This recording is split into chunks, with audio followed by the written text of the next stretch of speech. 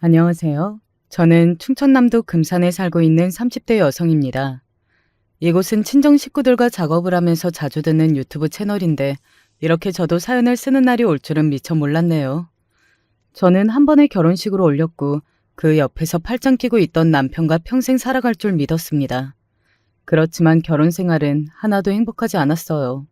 그 이유가 남편 때문인지 아니면 동서들을 비롯한 시댁 식구들 때문인지 어쩌면 그 모두가 아닌 저의 잘못인 건지 아직도 잘 모르겠습니다. 결혼해서 가정을 잘 이끌고 계신 분들, 또 현명하게 긴 세월을 살아오신 여러분들께서 제 이야기를 들어보시면서 판단을 내려주세요. 남편과 우리 가족을 소중히 여겼는데 지금도 밤에 술을 마시면서 지난 실패를 곱씹고 있거든요. 어쩌면 저와 남편의 첫 만남 자체가 잘못 끼워진 단추와 같았을지도 모르겠군요. 설렘을 안고 대학에 입학해서 처음 간 오리엔테이션 MT에서 저와 같은 과 동기인 창섭이를 만났습니다. 저에게 그저 수많은 과 동기 중에 한 남자였을 뿐이었죠. 그렇지만 창섭이는 그 MT에서 절 보자마자 줄곧 쫓아다녔어요. 보통보다 좀 작은 키에 매력적일 것 없는 외모를 가진 남자였으니까요. 솔직히 저는 어디에 가나 예쁘다는 얘기를 듣는 편이지만 그에 비해 창섭이는 외모가 떨어지다 보니 전 그를 이성으로 생각하지 않았습니다. 더욱이 우리가 친해질 수 없었던 것은 바로 그의 성격이었어요. 상대방이 자기 생각에 동의하지 않으면 떼쓰다시피 해서 결국 자기 뜻에 따르도록 하는 독불 장군이었거든요. 서로 대화도 잘 통하지 않을 뿐더러 같이 있으면 불편한 뿐인 그 애와 거리를 두며 지냈습니다. 그러다가 어느 날 친구들과 다 같이 하는 술자리에 창섭이가 왔고 밤이 늦어서 자리를 뜨려는 저에게 그는 집까지 바래다 주겠다고 나섰어요. 고향이 금산인 저는 당시 서울에서 혼자 자취생활을 하고 있었는데 친하지도 않는 그가 집 앞까지 오는 것이 부담스럽기만 했어요. 하지만 그와 친한 남자 동기 몇몇이 억지로 우리 둘을 붙여서 어쩔 수 없이 함께 자취 집까지 걸어가게 되었습니다. 바래다 줘서 고마웠어. 그럼 나 들어갈게. 잘 가? 집 앞에 도착해서 그에게 작별 인사한 후 현관 비밀번호를 누르고 들어가려는 찰나 창섭이는 저를 문으로 밀쳤고 저와 그는 그대로 자취방 안으로 밀려 들어왔습니다. 이 당황스러운 상황에 화를 내려던 저에게 틈도 주지 않고 그는 자기 입술을 제 볼에 밀착하려고 했습니다. 술 냄새인지 입 냄새인지 모를 구역질 나는 그의 냄새. 전 온몸에 벌레가 기어다니는 것 같은 느낌을 받았죠. 두 팔로 강경하게 그를 밀어대면서 벌컥 소리를 질렀어요. 이게 무슨 짓이야? 너 당장 그만두지 못해? 내가 매너 있게 왕자님처럼 대해주고 기다려줬더니 이게 끝까지 날 무시해? 그냥 이대로 널 잡아뜨려서 내 여자로 만들어버릴 테다. 우악스러운 힘으로 날 바닥으로 밀치고 윗도리를 벗어 던지는 그를 보자 두려움이 엄습해왔습니다. 이대로 있다가는 정말 형용할 수 없는 끔찍한 일을 당하고 말 것 같아서 손에 잡히는 물건들을 닥치는 대로 그에게 던져버렸죠. 그 와중에 냄비 뚜껑 하나가 그의 머리에 명중하고 말았어요. 아악 하는 단발마 비명을 질러대며 창섭이는 자신의 머리를 손으로 감쌌어요. 이때다 싶어서 전 재빨리 일어나서 부엌에 있는 칼을 내밀면서 절 지키고자 했습니다. 이 변태 같은 자식아, 당장 여기서 나가지 못해? 이 칼도 네 배돼지 한번 대볼까 어디? 저의 위협이 진심임을 느꼈는지 그는 겁을 집어먹고 그대로 밖으로 내빼고 말았습니다. 그가 나가자마자 전 바로 현관문 잠금 장치를 모두 잠그고 그대로 바닥으로 주저앉았습니다. 놀란 마음을 진정시킬 수 없어서 한참을 헐떡이며 움직일 수가 없었죠.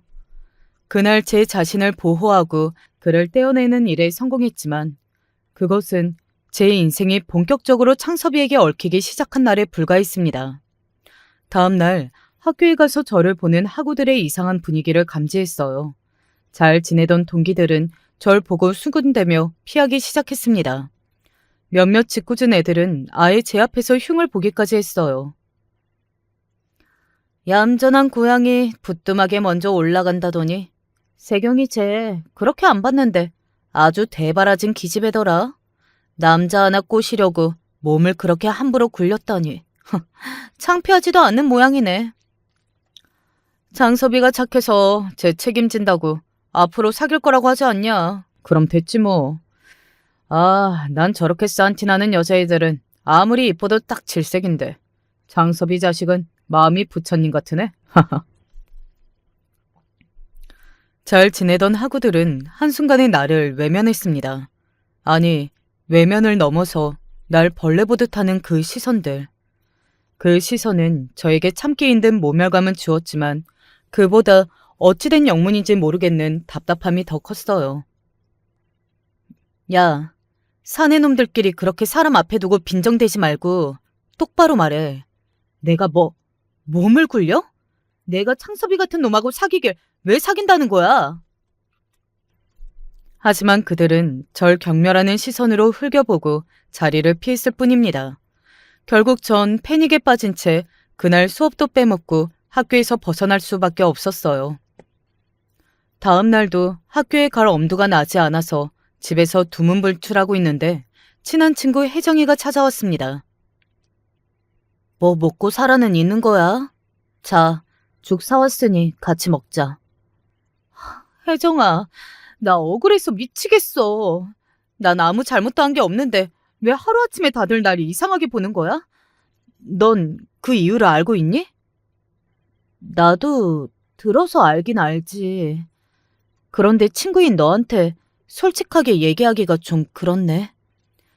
애들한테 네가 그런 애가 아니라고 해명하고는 있지만 너도 알잖아.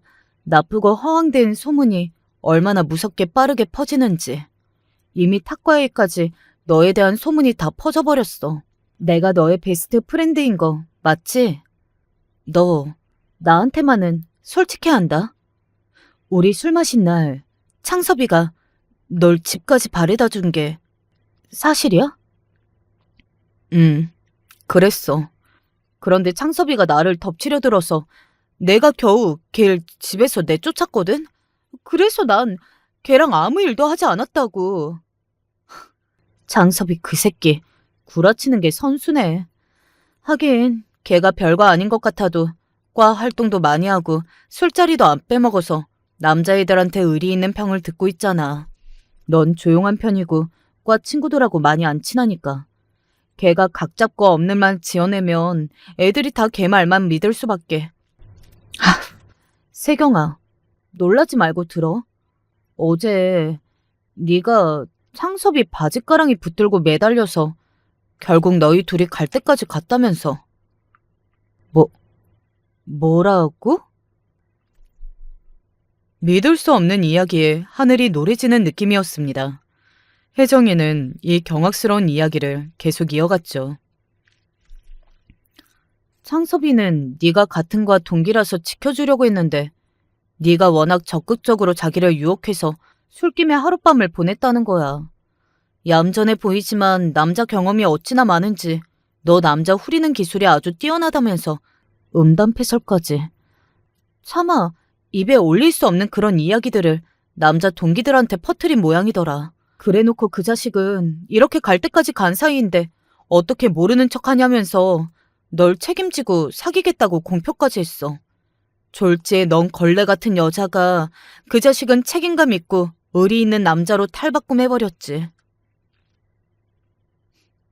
믿을 수가 없었습니다. 제가 남자 경험이 많고 성적으로 먼저 걔를 유혹하다뇨. 제대로 연애조차 해본 적이 없는 처녀였는데 말도 안 되는 그 자식 거짓말에 희생양이 되고 만 것이었죠. 하지만 사람들은 자기들이 보고 싶은 대로 보고 듣고 싶은 대로 믿어버리니까 제가 아무리 부정한다고 해도 돌이킬 수 없다는 것을 깨닫고 말았습니다. 이대로 가시덤불처럼 칭칭 묶여 창섭이와 사귈 수는 없었어요. 다른 방도가 없었던 전 결국 대학교에 휴학계를 내고 아르바이트를 하며 지냈습니다. 옆 동네에 있는 카페에 취직한 저는 일하면서 흉측스러운 기억을 지어가며 하루하루를 보냈지만 또 그를 보고 나서 좌절하고 말았어요. 어떻게 알았는지 창섭이는 제가 일하는 카페에 매일 찾아와서 커피를 시키는 것이 아니겠습니까? 제가 귀신을 본 것처럼 덜덜 떨며 주방으로 들어와 버리자 점장님은 심상치 않음을 느끼고 카운터에 나가서 창섭이와 한참 얘기하더니 다시 주방으로 돌아왔습니다. 세경 씨, 저 남자가 누구길래 그렇게 두려워하는 거야? 혹시 뭐 스토커라도 되는 건가? 점장님 질문에 고개를 끄덕이니 점장님은 상황 파악이 되었다는 표정으로 저에게 이랬습니다. 아, 그랬군. 세경 씨가 워낙 이쁘니까 저런 놈들 한둘쯤 붙을 수 있는 거야. 원래 이쁜 꽃에 벌이 꼬이는 법이지. 내가 잘 다일러서 돌려보냈으니까 나만 믿으라고.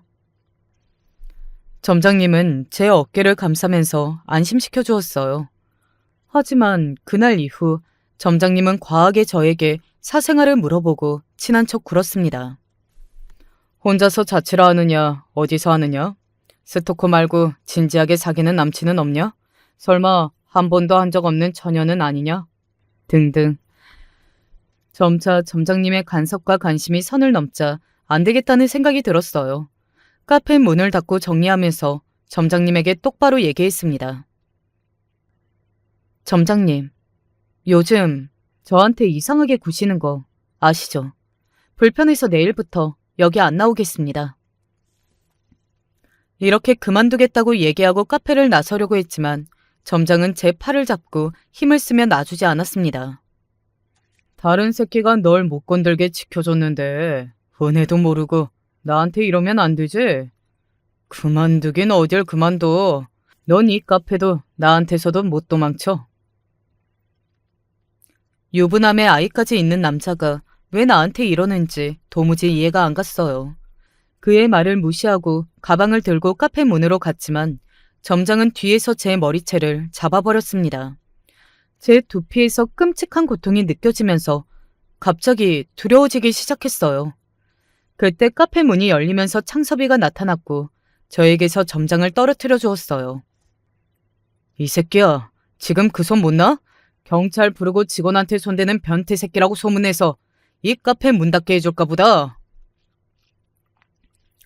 모순적이지만 절 구렁텅이에 빠뜨린 창섭이가 도리어 절 위험에서 구해준 겁니다. 나중에 들어보니 창섭이는 저에게 소문난 일에 대해 해명도 하고 사과도 하고 싶었지만 제가 휴학하고 도망쳐버려서 기회가 없었다는군요. 그리고 제가 일하는 카페에서 보니 점장이라는 놈이 절 보는 시선이 더러워서 무슨 일을 벌일까봐 걱정되는 마음에 한 번씩 찾아왔다네요. 소문이 퍼진 그때 제대로 창섭이의 입장 얘기도 듣지 않고 도망친 것은 아닌가 싶은 생각이 처음 들었어요. 결국 창섭이가 날 구해준 일을 계기로 조금씩 전 마음을 열게 되고 결국 그와 사귀게 되었습니다. 우리의 시작은 왜곡된 일로 비롯되었지만 그래도 여느 연인들처럼 서로 아껴주고 사랑하면서 잘 지냈어요. 대학을 마치고 취직해서 사회인이 되기까지 6년간 연인 관계를 이어갔으니까요. 하지만 단 한 가지 부분에서 우리는 크게 대립하고 싸우는 날이 늘어갔습니다. 빨리 가정을 이루고 안정을 찾고 싶다며 그는 취직하자마자 제게 청혼했고 저는 그의 청혼을 받아들였죠. 다만 아무리 사귀는 사이라고 해도 전 그때까지 그의 성적 요구를 거부했습니다. 왜냐하면 전 독실한 기독교 신자이고 혼전 순결을 지키는 주의라서 결혼식을 올리는 날까지 순결을 끝까지 고수하고자 했죠. 그는 자신의 욕망을 채우기 위해 저에게 선물 공세도 해보고 밤하늘의 별이라도 따다 줄 것처럼 애원하며 빌고 있지만 결국 저를 꺾을 수 없었죠. 그리고 결혼식을 올린 뒤 신혼여행에서 첫날 밤을 보낸 뒤로 남편은 매일 낮이고 밤이고 야수로 돌변했습니다. 그런데 사람 마음은 참 알 수가 없어요. 결혼한 지 얼마 뒤 그만 첫 아이를 임신했는데 그날부터 왠지 그의 마음은 차갑게 식어버렸습니다. 전처럼 저에게 집착하거나 밤에 어떤 요구도 하지 않았어요. 대신 밤늦도록 친구들과 술자리를 갖거나 밖에서 노는 날이 많아졌죠. 저는 딱히 남편과의 잠자리가 좋았던 적이 없었기에 그렇게 된 상황이 한편으로는 편했어요. 하지만 그는 전처럼 저에게 잘 보이려고 노력하지도 않았고 저를 사랑하는 것 같이 느껴지지도 않았죠. 남편의 변심 이후 제 결혼 생활은 갈수록 메말라가는 느낌이었습니다. 또한 남편에게는 형제가 많은 편이었는데 장남인 남편 아래에 시동생 둘이나 있었습니다. 시동생은 우리가 결혼한 지 얼마 되지 않아 줄줄이 장가를 갔기 때문에 비슷한 시기에 새 며느리가 한꺼번에 시댁에 들어오게 된 거죠. 저는 이때까지 살면서 우리 친정집에 대한 열등감은 없었습니다. 대학 학비부터 해서 제가 성장하는 데 모자람 없이 부모님이 다 지원해 주셨으니까요. 심지어 제 자취집 월세까지 부모님께서 도와주셨거든요. 그래서 돈 걱정도 해본 적이 없고 우리 집이 가난하다는 생각조차 안 해봤습니다. 그렇지만 시부모님은 제가 시골 출신이라는 이유로 아직 친정집이 농사를 한다는 이유로 결혼할 때부터 절 마음에 들어하지 않으셨어요. 반면에 제 동서들은 모두 서울 태생이었거든요. 그것도 첫째 동서는 잠실, 둘째 동서는 방배동에서 나고 자랐다는군요. 시모는 제가 시댁에 들어올 때와 다른 태도로 동서들을 반기고 대접해 주었습니다. 바로 출신 지역 하나 때문에 말이죠. 정말 웃기지 않나요? 시댁에서 지내면 동서들은 귀족, 저는 무수리같이 보이지 않는 서열과 차별이 있었습니다. 게다가 남편이라는 사람까지 남의 편처럼 굴었죠. 남편이 제 심정을 이해해주거나 시댁에서 방패막이 되어주지 못했습니다. 재수 씨들은 좋은 동네에서 귀하게 자란 남의 집 딸이니까 엄마가 그에 맞게 대하는 것뿐이지 뭘 그런 걸로 하나하나 예민하게 굴고 서운해하냐? 이렇게 제 엄마 편만 들더군요. 남편도 시모도 원망스러웠지만 사실 많은 사람들에게 이상한 선입견이 있는 것 같긴 해요. 처음 만난 사람에게 우리 가족들 이야기를 하면 놀라곤 하니까요. 우리 고향이 금산인데 아직도 부모님은 거기서 농사 짓고 농장을 하셔. 이젠 우리 오빠까지 내려가서 청년 농부가 되었는걸? 아, 정말? 부모님에 이어 오빠까지 농사를 짓다니. 아, 너 어렵게 자랐겠구나. 나 농사꾼의 딸은 처음 만나봤거든. 그래서 신기하기만 하다. 세경이 너 예쁘고 귀티나 보여서 그런 가정사가 있는 줄은 짐작도 못했어. 무슨 말이야? 우리 집 너 생각만큼 그렇게 가난하거나 어렵지 않아. 우리 아빠 작년 농업 소득만 연 2억은 버셨는데? 뭐? 농사 지어서 그렇게나 많이 버신다고? 우와, 난 농부는 돈을 잘 못 버는 줄로만 알았지. 요거 아주 부잣집 딸내미였잖아. 그런 기념으로 이 떡볶이는 네가 싸라. 구독자 여러분도 누가 농사 짓는다고 하면 색안경부터 끼고 보시나요? 일반적인 사람들의 시각에서 농부라고 하면 왜 가난부터 떠올리시는지 잘 모르겠습니다. 아마 일반 TV나 대중매체에서 영세한 농업인들만 다루어서 그런 이유도 있겠죠.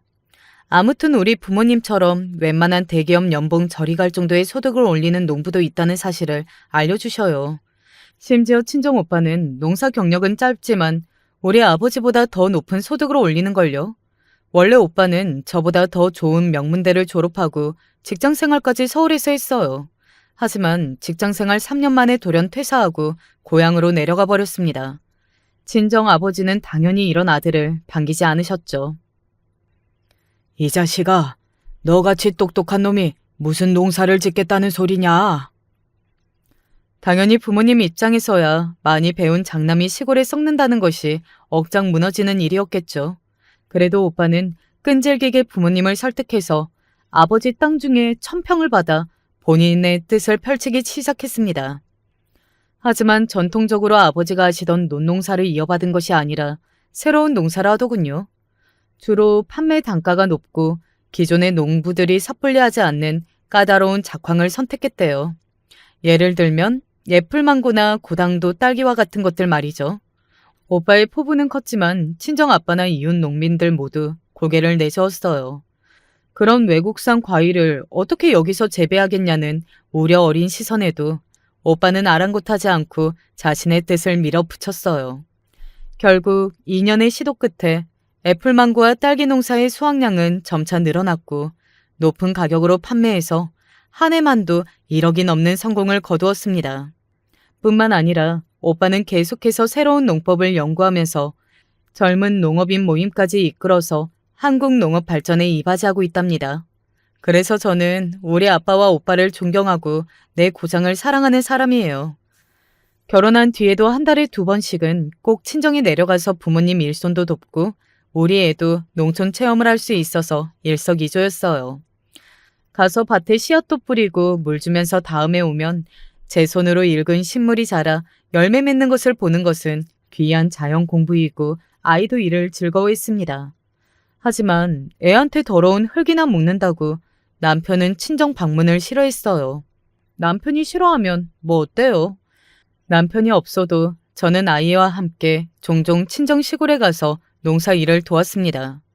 그러던 와중 2016년도에 친정 오빠는 서리태 재배에 시도해보자고 나섰습니다. 하지만 애만 쓰다가 결국 서리태 재배는 실패로 돌아가고 말았죠. 오빠와 아빠는 새참을 먹으면서 안타까운 심정을 이렇게 나누었어요. 아버지, 우리가 농가 서리태 작물에 대한 사전 조사도 없이 덤벼든 것 같네요. 아무래도 올해 작황은 포기해야 할 것 같아요. 그래, 아쉽지만 하늘과 땅의 기운이 그러한 것을 어떻게 하겠느냐. 그래도 이렇게 새로운 농법을 배워왔으니까 나중에 다 도움되지 않겠소? 네네, 맞죠. 다음 농작물에 대해서는 제가 농촌진흥원에 가서 얘기도 좀 들어보고 공부해올게요. 좋다는 남의 말만 덮어놓고 듣다가는 실패할 게 뻔할 테니까요. 몇 개월의 수고가 허사로 돌아갔지만 두 사람은 이렇게 긍정적으로 생각하고 씁쓸한 막걸리로 아쉬움을 털어냈습니다. 하지만 전 알 수 있었어요. 우리 집 농사꾼들은 이번 실패를 다음 성공의 밑거름으로 삼아서 언젠가는 좋은 결실을 맺고 말 거라는 걸요. 그러나 고작 한 번 도와주러 내려와 놓고서 일을 실패니 발전 없는 시골 일이라면서 경시하는 사람이 있었어요. 바로 제 남편 말이에요. 서리태 밭에 물 배수 공사가 필요해서 남편도 한번 내려와서 오빠를 도와준 적이 있었어요. 하지만 힘도 제대로 못 쓰고 삽질도 엉망인 남편은 사실 큰 도움이 되지 못했습니다. 어이쿠야, 툭 하면 중심을 잃고 흙탕물에 넘어지고 삽자루도 하나 분질러 먹고 여자인 제가 봐도 한심했다죠. 그래도 진서방이 애쓴다며 친정아빠는 타박 한 번 하지 않고 독려해 주셨어요. 그이가 가서 한 거라고는 새참으로 나온 명태회 무침에 막걸리를 마시고 거나하게 취한 것뿐인데 말이죠. 그래놓고서 남편은 처가댁이 농사꾼 집안이라 사위인 자기를 부려먹는다며 자기네 집에 가서 이 일을 고에 바치는 게 아니겠어요. 저도 버젓이 있는 앞에서 시모와 남편의 동서들까지 우리 친정을 입으로 찍고 빻고 난리도 아니었습니다. 농부들은 알 수가 없네요. 그깟 검은콩 무슨 돈이 된다고 저렇게 난리래. 도시에 사는 엘리트 사위에까지 그런 일을 도와달라고 한 거예요? 그 사돈댁분들도 참. 이 더위에 대학 나온 너까지 데려다가 그런 일을 시켰다는 말이야? 아이고, 그 사돈댁 참 웃긴 양반들이네. 야, 첫째, 너는 서방님을 그런 시답지 않을 농상일에 곧 등원을 시켜야겠니? 도무지 생각이 있는 거야, 없는 거야? 하지만 저도 가만히 듣고 있을 수만은 없었어요. 어머님, 이인은 가서 삽이나 분질러 먹고 막걸리나 마셨지. 일을 돕긴 뭘 도와요? 군대는 제대로 다녀온 건지 남자가 어떻게 저보다도 삽질을 못하나요? 그리고 동서, 우리 친정오빠는 고려대 나온 남자야. 동서가 어따 대고 엘리트 어쩌고. 현대자동차 다니다가 사표 쓰고 나온 사람이야. 왜 이래? 여기 있는 어떤 사람들보다 훨씬 엘리트지 우리 오빠가. 제가 맞는 말 해대니 다들 할 말이 없었는지 조용하다가 동서가 반박하더군요. 형님, 그 말을 누가 믿겠어요? 대기업 다니던 사람이 돌연 시골에 가서 농사를 짓는다는 게 말이나 되나요? 지갑에서 예전 오빠 회사 명함을 꺼내어서 이해를 못해먹는 첫째 동서에게 던져주었습니다. 자, 눈이 있으면 봐라. 그리고 우리 친정 오빠는 지금 농사로 버는 돈이 현대 다닐 때 연봉보다 훨씬 많아. 시골에 산다고 무시하는 모양인데 강남에 산답시고 실제로는 밤에 허덕이는 누구네보다야 훨씬 잘 살고 있지. 안 그래? 말씀 참 곱깝게 하시네. 어? 형님, 지금 내 얘기 빚고 와서 하는 거예요? 사실 첫째 동서는 강남에서 태어나서 고등학교까지 다녔다는 소위 파락군 출신이라고 뻐기고 있지만 그러면 뭐 하나요? 친정 부모님 사업 빚 메꾼다고 대치동 아파트도 팔고 지금 전세에 살고 있는걸요. 빚도 많고 수입도 없으셔서 동서가 용돈을 보내드려야 할 판이거든요. 그러니 괜히 지가 찔려서 저의 사실적인 공격에 노려보기만 할 수밖에요. 이렇게 시댁에서는 툭하면 우리 친정이 시골에 농사 짓고 산다며 무시부터 하고 들었습니다. 세월이 흘러 우리 애가 유치원에 다닐 무렵 38살이 된 우리 오빠는 늦은 결혼식을 올리게 되었죠. 오빠에게는 참 딱한 사정이 있어서 이렇게 결혼이 늦어지게 된 거예요. 우리 오빠는 원래 동네에서 오래 사귄 여자친구가 있었어요. 그 여자친구는 저도 아는 한 동네 사람이었지만 언니는 결혼 정년기 나이에 접어들자 오빠를 설득하기 시작했습니다. 난 우리가 결혼한 이후에 이 동네에서 살고 싶지 않아. 우리 도시로 나가자. 그곳에서 우리끼리 신혼생활을 시작해보는 거야. 하지만 오빠의 마음은 달랐죠. 오빠는 농사가 좋아서 직장도 때려치고 귀촌하러 내려온 사람입니다. 아무리 사랑하는 여자가 원하더라도 농사를 포기하고 도시로 갈 수는 없었던 거죠. 결국 둘은 이 문제로 대립하다가 결국 헤어지고 말았습니다. 오빠는 이 일을 계기로 결혼에 대한 꿈과 환상을 접었다고 제게 털어놓았어요. 하지만 오빠가 뭐가 부족하다고 벌써부터 결혼을 포기해? 예진 언니보다 좋은 여자는 세상에 많아. 나야 농사가 좋아서 선택한 거지만 결혼할 여자들이 농촌에서 살고 싶겠니? 일단 농부라고 하면 만나보지도 않고 도망칠 거다 아마. 됐어. 난 여자 없이 살며 농사나 지어도 상관없어. 그렇게 제가 결혼하고 아이 낳고 사는 동안 오빠는 30대 중반의 나이를 넘기게 된 거죠. 그런 오빠가 안쓰러웠던 부모님의 한숨은 갈수록 커졌습니다. 부모님은 저를 붙잡고 하소연하기에 이르렀죠. 주변에 좋은 처자가 있으면 오빠한테 소개해주라고요. 제가 친구들을 처음 만났을 때 친정집이 농사 짓는다고 하면 다들 가난할 거라고 선입견부터 가진다고 말씀드렸죠. 정말 요즘 젊은 여자들은 자세한 상황도 모르면서 농부라고 하면 덮어놓고 소개받으려 하지 않았습니다. 그러던 차에 전 아주 좋은 아가씨를 발견하고야 말았죠. 마트에서 우연히 동선회에서 일하시는 가사 도우미분을 만나서 반갑게 인사했습니다. 그런데 옆에 그분의 따님이 계시더군요. 주말 저녁 시간에 엄마와 다정하게 얘기를 나누고 함께 짐을 들고 가는 그 아가씨가 마음에 들었어요. 그래서 전 그 도우미분께 제 솔직한 마음을 말씀드렸습니다. 따님이 너무 참해 보이고 제 마음에 들어서 그러는데요. 저희 오빠와 한 번만 만나보지 않으시겠어요? 그 아주머니와 저는 평소 좋은 관계를 갖고 있었기에 제 무리한 부탁에도 그분은 흔쾌히 응하셨답니다. 그렇게 성사된 만남에서 그 아가씨와 오빠는 다행히 서로를 마음에 들어했어요.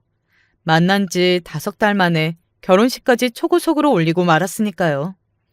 제 안목이 틀리지 않았던 건지 그 아가씨는 오빠에게 흠뻑 빠져서 모든 점이 다 좋다고 했어요.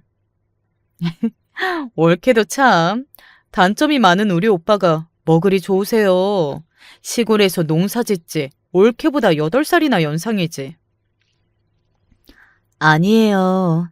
사람 성품도 좋고 얼마나 책임감 있게요. 게다가 저랑 우리 엄마한테도 얼마나 잘하는지요. 자신의 친오빠를 소개해주기 어려운 일인데 그런 남자를 저에게 보내줘서 정말 고마워요. 이렇게 성사된 결혼식의 신랑 신부는 참 잘 어울리는 선남선녀라서 보는 저까지 흐뭇해졌습니다. 그런데 웬일인지 오빠의 결혼식에 동서가 보이지 않았습니다. 자기 집에서 일하는 분의 자제인데다가 저의 오빠니까 당연히 결혼식에 참석할 줄 알았기 때문에 의아했죠. 무슨 일이 있는가 싶어서 동서에게 전화를 걸었습니다. 아무 일도 없다고 말하면서 이어지는 동서의 한마디에 오빠 결혼식에 취해 행복해진 제 기분마저 잡쳐버리고 말았죠. 형님네 집안도 참 희한해. 불편하게 하필 우리 집에서 일하는 사람의 여식이랑 사돈관계를 맺으시는 건 또 뭐람? 하긴 끼리끼리인 건가? 남의 집 살이하는 사람 딸과 시골 농부는 뭐 어울리기도 하겠네. 형님은 참 마음도 넓으세요. 나 같으면 동선의 집에서 일하는 사람 자식이랑 사귀는 것부터 결사반대할 것 같은데. 뭐 축의금은 넉넉히 보냈으니까 제가 안 가도 상관없을 거예요. 동서는 사람을 볼 때 조건을 아주 요모조모 파악하고 급을 나누는 모양입니다. 그저 축하해주면 되는 일을 직업 하나 때문에 참석조차 안 하겠다니 정 떨어지는 인간이죠. 우리 친정 오빠나 옳게 될 사람까지 다 싸잡아 멸시하는 느낌이라 전 그런 동생에게 언젠가 되갚아주겠다는 다짐을 했습니다. 그렇지만 무능력한 남편 때문에 되갚아주기는커녕 그런 동생에게 부탁할 상황이 생겨버렸지 뭐예요. 남편의 실수로 직장에 큰 손해를 끼쳐서 퇴사하는 것은 물론 일정 금액의 배상을 해줘야 하는 상황이 생겼어요. 회사에서는 손해배상을 하지 않으면 남편을 고소하겠다고 나왔거든요. 하지만 회사에서 요구한 8천만 원이라는 거금을 우리 형편에 당장 구할 수가 없었습니다. 남편은 시댁에 부탁했고 그중 가장 경제적으로 넉넉한 둘째 서방님이 돈을 빌려주겠다고 나온 거죠. 형님네는 고작 8천만 원도 없으세요? 아주버님 월급이 짜다는 것은 남편에게 들었지만 어떻게 그런 돈도 없어서 동생에게 빌리고 다니셔야 하고. 참, 신세가 안 되셨어요. 우리는 그 돈 없어도 별 상관없는 집이라지만 전 아무리 가족간이어도 돈 관계는 깔끔해야 한다고 생각해요. 나중에 아주버님 능력이 안 되시면 형님이라도 어떻게든 갚으셔야 한다고요. 평소에도 날 형님 취급 안 하던 둘째 동서가 앞으로 이 일로 얼마나 날 더 무시할지 생각하면 눈앞이 캄캄했어요. 그래도 도와준 건 고마운 일이니까 절대 돈 떼어먹을 일은 없을 거라고 동서에게 호언장담했습니다. 그렇지만 실직까지 한 남편도 있는 제가 어떻게 그 돈을 갚아야 할지 암담하기만 했어요. 왜 그때 나를 죽자고 쫓아다녀서 결혼까지 해서 내 신세가 이 모양이 된 건지 남편이 원망스러웠습니다. 내가 지금 구상하는 사업이 대박 터지면 그값 8천 한 방에 갚을 테니까 재수 씨한테 걱정 말라고 해. 이렇게 천하태평한 소리만 하고 있으니 하는 수 없이 저라도 직장을 구해서 생활비도 벌고 빚도 갚을 수밖에요. 그런데 둘째 동서는 그 빚 때문에 저를 하녀처럼 부리기 시작했습니다. 하루는 전화해서 대뜸 어이없는 요구도 했죠. 형님, 지금 어디세요? 나 회사에서 일하느라 바쁜데 무슨 일 있어? 곤란하군요. 제가 급한 용무가 생겨서 우리 애 픽업을 못 가거든요. 운전기사 보낼 테니까 형님이 그 차 타고 가서 유치원에서 우리 애 안전하게 집에 보내놓고 가사 도우미 아줌마랑 장도 봐주세요. 그 아줌마가 요즘 씀씀이가 커져서 감시가 꼭 필요하거든요. 내 돈 엉뚱한 데다 쓰는지 잘 보고 알려주세요. 동서, 내가 집에서 노는 사람도 아니고 회사에 있는 내가 어떻게 그런 일들을 도와줄 수 있겠어. 이번 달 원금 이자도 아직 입금이 안 되었던데. 아주버님 능력이 안 되면 형님이 몸으로라도 갚으셔야죠. 잘 생각해 보시라고요. 그리고 동서는 전화를 끊어버렸습니다. 하는 수 없이 전 회사에 겨우 조퇴를 내서 그녀가 시키는 일을 해드렸죠.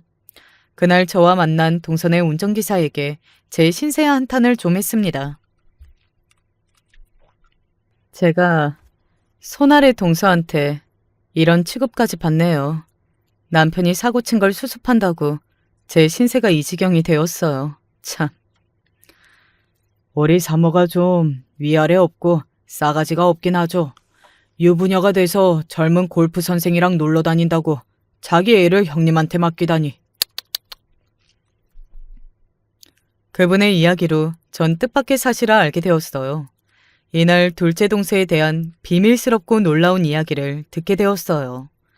둘째 동서에게 형편없는 대우를 받고 있던 운전기사와 가사도우미 모두 언젠가 기회가 되면 저를 도와주기로 약속하셨죠. 한편 조용하던 고향 마을에 골프장 건설 소식이 들리면서 온 동네가 골프장 입점을 환영하는 주민과 반대하는 주민 둘로 나뉘어 시끄러웠습니다. 동서들은 또 어디서 돈 냄새를 맡았는지 우리 친정 땅에 관심을 보이기 시작했고요. 아니, 동서 둘이서 함께 우리 집에 무슨 일로 왔대? 친정 거른 냄새까지 여기까지 나는 것 같다며 잘 안 왔잖아. 같이 온 거 아니고 지하 주차장에서 우연히 만나서 올라왔어요. 하여튼 막내 동서도 하이에나처럼 돈 냄새 나는 잘 맞는다니까.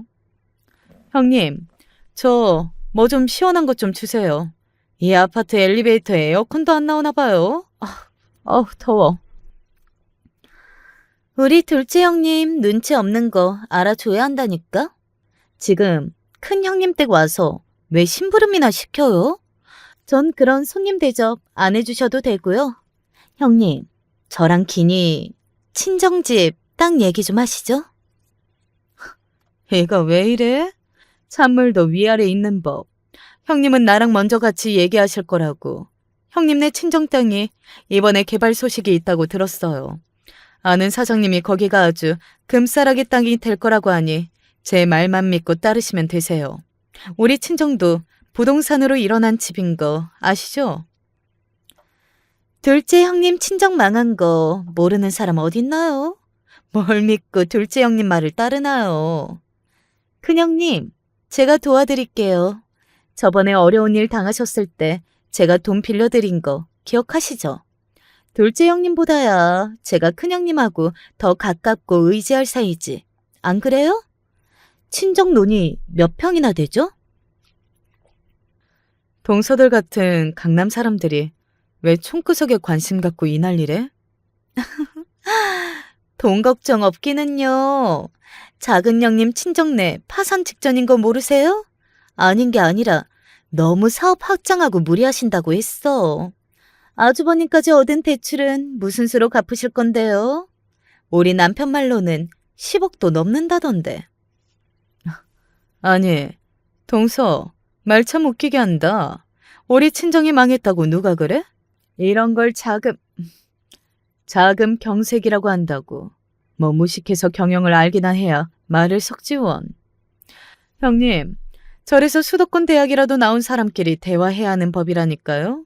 알만한 대학 나온 우리끼리 땅에 대해 논의해보자니까요, 형님. 뭐? 또 내 앞에서 대학 타령이야? 나 지방대 나왔다고 대놓고 무시하는 거예요, 지금? 진주 먹거리에 비싼 금장시계를 번쩍이는 두 여편네가 남의 땅을 놓고 서로 다투는 꼴이 가관이었습니다. 자기들, 참 어이없다. 다른 용건 없으면 이만 좀 가줄래? 나도 우리 친정 부모님도 그 땅 어쩔 생각 없으니까 괜히 자기들끼리 허물 켜지 말고 나가들. 친정 땅 소식을 들은 동서들과 시모까지 갑자기 저에게 잘해주고 친한 척하려는 거죠 뭐. 그 와중에 전 추악한 사실을 목격하고 말았습니다. 어느 날 올케 언니의 친정엄마, 즉 동선의 가사 도우미 분이 저에게 빨리 동선의 둘째네 집으로 와보라고 하셔서 전 바로 달려갔습니다. 여기 창고에서 조용히 있어봐요. 아주 놀라운 광경을 보게 될 테니.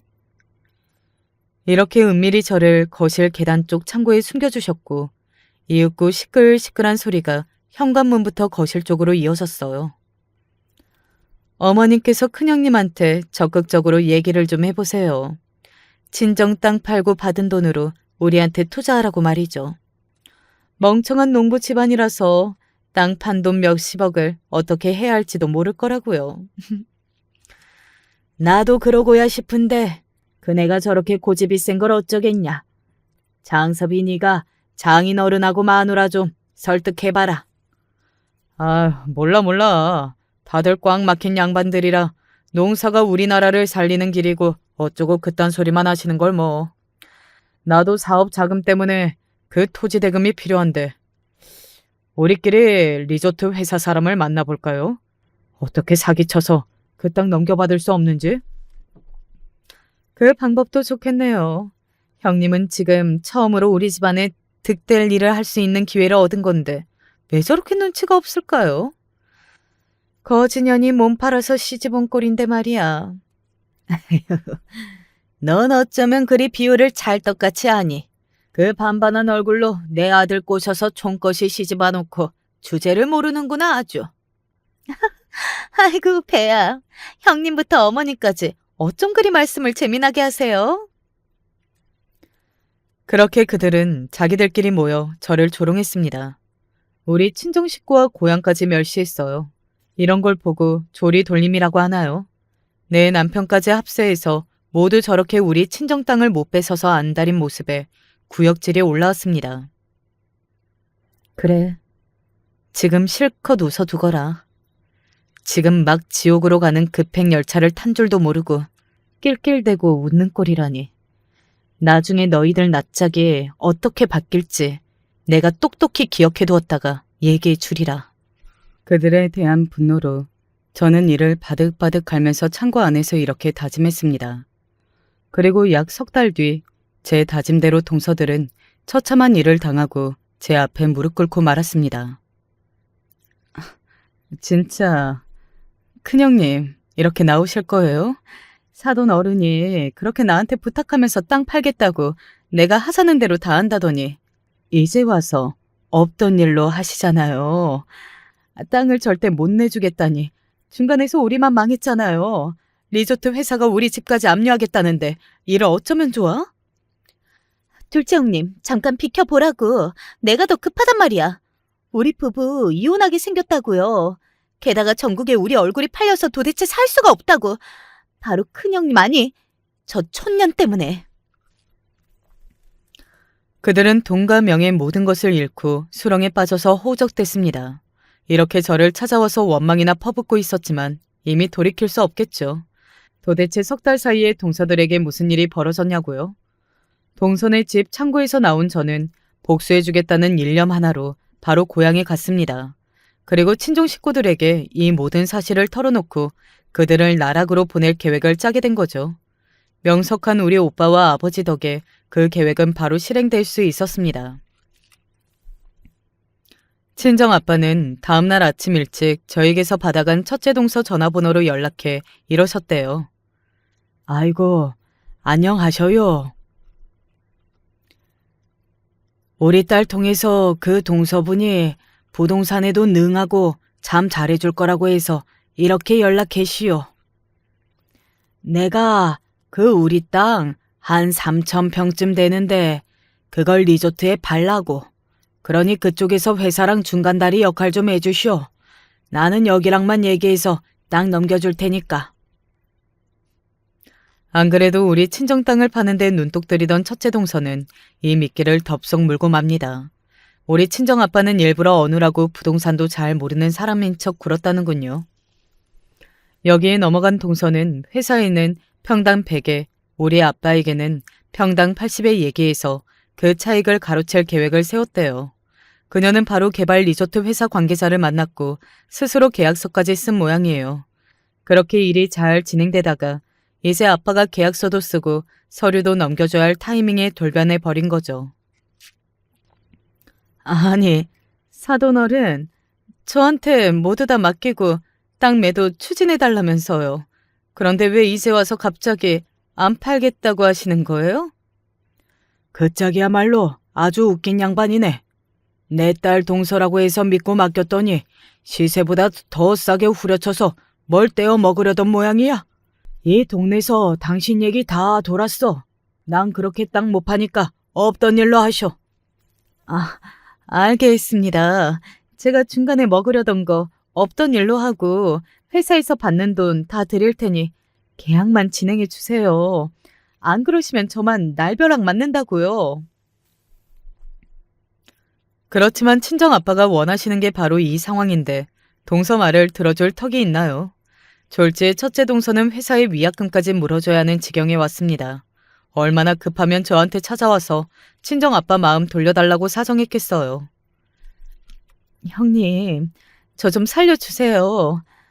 그 땅 회사에 넘기지 않으면 제가 미리 받은 수고비뿐 아니라 위약금으로 3억이나 줘야 한다니까요? 가뜩이나 친정 가세도 기울고 남편까지 사업 빚진마당에 제가 그 돈이 어디 있겠어요. 제발 땅 좀 팔라고 아버님 좀 설득해주세요. 나는 촌년이고 우리 아버지는 무식하고 농사짓는 사람이라 동서 농간에 넘어가겠다 생각한 모양이네. 너네보다 머리 꼭대기에 있어 우리. 그런 줄도 모르고 자기들이 사기칠 궁리만 하니 제꾀에 제가 넘어가지. 나도 우리 아빠도 마음 바뀌지 않으니까 동서가 알아서 해.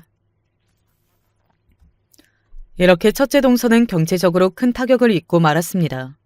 그럼 둘째 동서네는 어떻게 된 상황이냐고요? 평소 사람들에게 각박하게 굴더니 그 집에서 일하던 분들 통해서 그 집의 은밀한 사정을 모두 듣게 되었어요. 둘째 동서만 골프 꽂히니 나이트에서 만난 청년인이 바람피고 다닌 줄은 알고 있었죠. 그런데 둘째 서방님은 더하더라고요. 서방님은 성형외과 의사로 방송 출연도 한 유명인인데 병원 환자 중 몇몇과 성적 관계를 맺고 있더군요. 이렇게 부부가 쌍으로 바람피고 다니는 것을 서로 아는지 모르는지 어쨌거나 서방님이 출연하는 방송사 게시판과 병원 홈페이지에 이 사실을 폭로해버렸습니다. 전국적으로 맞바람 의사 부부로 둘째 동선에는 진짜 유명해지고 말았죠. 이 스캔들로 서방님은 방송에서 잘려 성형외과에도 큰 타격을 입었고 두 사람은 서로 탓만하며 싸우다가 이혼 소송 중이랍니다. 동서 둘은 저를 조롱한 대가를 비싼 인생 수업료 내고 치르고 만 거죠. 지금 제 앞에 와서 악을 쓰고 후회해본들 이미 벌어진 일은 돌이킬 수 없을 거예요. 저 역시 꼴도 보기 싫은 남편과 갈라섰습니다.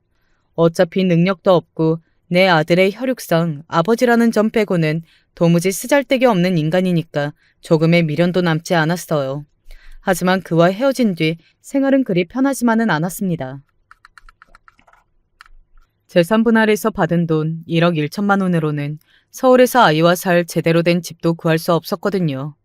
이제 막 초등학교에 입학한 아이 뒷바라지하면서 회사 다니는 생활에 힘들었습니다.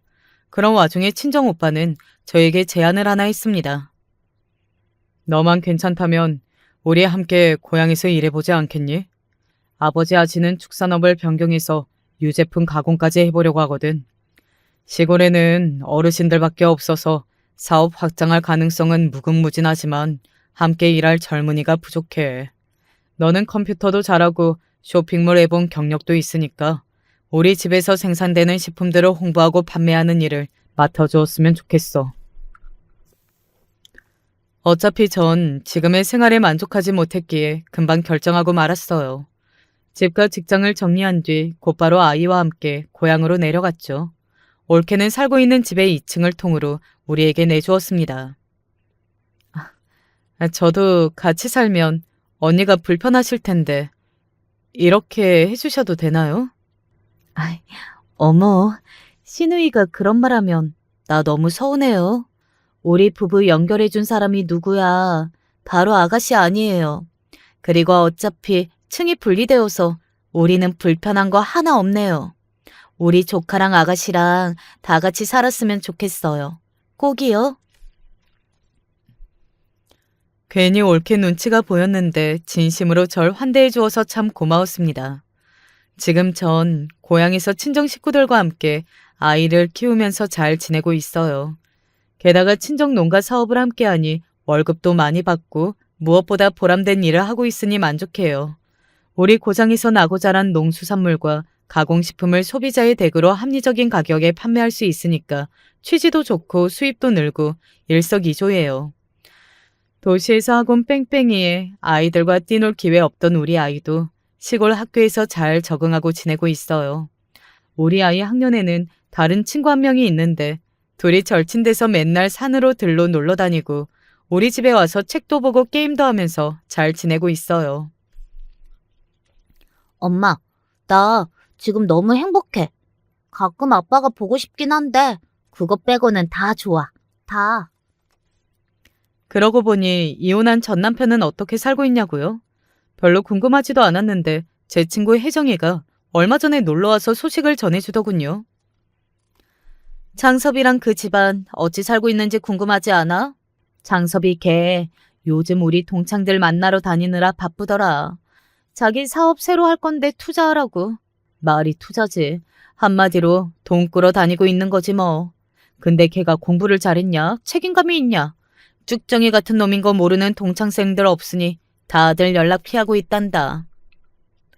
아휴, 그냥 얌전히 직장이나 다니지. 사업은 무슨 사업? 걔는 아직도 정신 못 차리고 살고 있구나. 장섭이는 인간 말종이라 앞으로도 철 안 들 것 같아. 심지어 나한테까지 전화해서 돈 꿔달라고 했어. 낯짝도 두껍지. 제 전부인의 절친이 나한테 말이야. 그리고 너희 시모 아프시다더라. 지금 병원에 계신데. 아마 아들 둘이 다 망하는 난리 겪고 쓰러진 뒤로 뇌경색이 온 것 같다는데. 그런데 말이다. 그 집 며느리들, 너희 동서들 말이야. 누구 하나 시어머니 돌보겠다는 사람 없고 늙은 시아버지 혼자 병실 지키고 병원비도 없어서 장섭이는 그게 또 걱정이라 하더라고. 걔 마지막에 네 소식 물어보더라. 그 인간이 왜? 넌 뭐라고 했는데?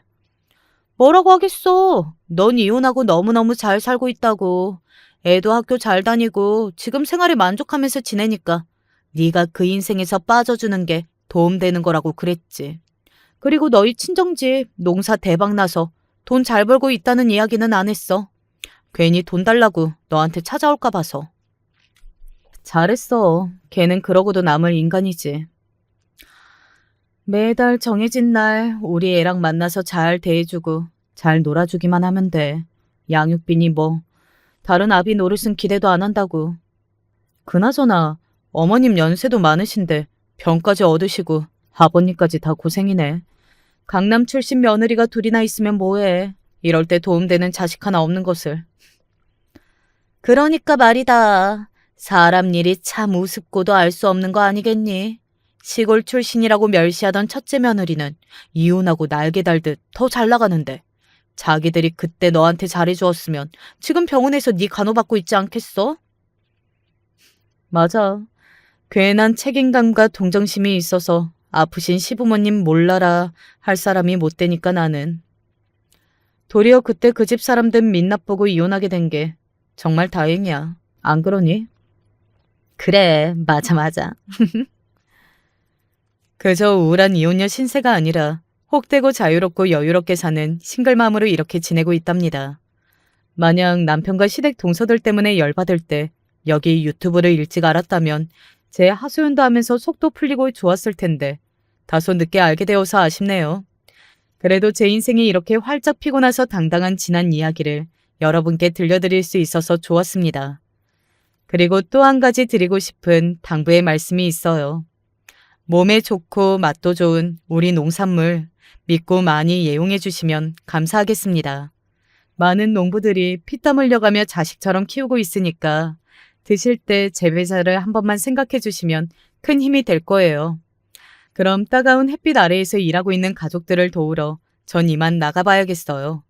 여러분의 오늘 하루도 들꽃처럼 아름다운 일상이 되시기를 바라며 안녕히 계세요. 살면서 예쁜 외모로 참 많은 이득을 보고 살았습니다. 옛날에 여자가 예쁘면 고시 삼관왕이랑 다름없다는 소리가 있잖아요. 지금이야 여자도 능력이 중요하다고는 하지만 그래도 아직까지는 여전히 여자가 얼굴이 예쁘면 그만한 대우를 받는 세상이라고 생각합니다. 특히 제가 젊었을 적에는 더욱더 그랬죠. 동네에서 거짓말 조금 보태가지고 저 좋다고 쫓아다니는 남자들이 한 트럭이었습니다.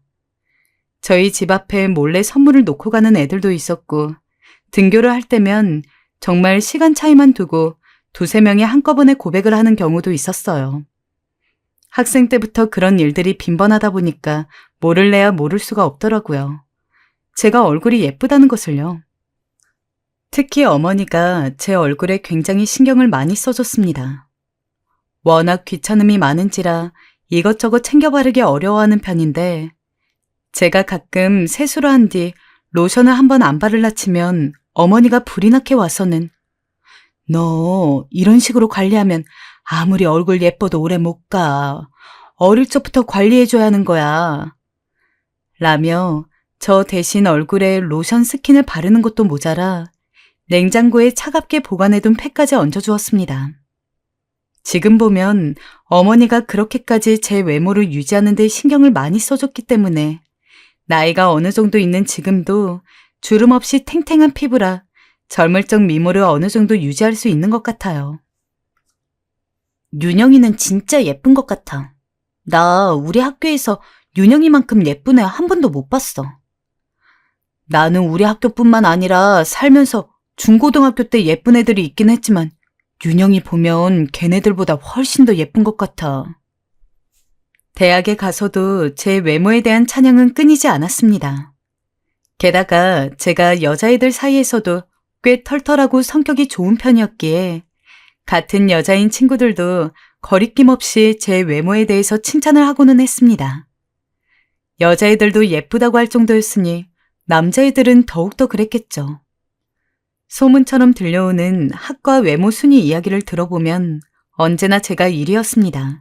게다가 저희 학과는 물론이고 교양 과목같이 다른 학과 학생들과 함께 강의를 듣는 수업에서 또 저를 우연찮게 본 타 학과 학생들이 쟤 누구냐? 어느 학과 몇 학번이냐? 이런 식으로 캐묻는 일들도 많았습니다. 친구를 사귀는 것은 어렵지 않고 애인을 사귀는 것 또한 어렵지 않았습니다. 예쁘게 낳아주신 부모님에게 감사하는 마음도 있었지만 한편으로는 피곤하기도 했어요. 어떤 분들이 들으면 복에 겨운 소리를 한다고 하실지도 모르겠습니다. 그러나 외모로 눈에 띈다는 것은 그만큼 부정적인 쪽으로도 입방아에 오르내리는 것을 감안해야 하더라고요.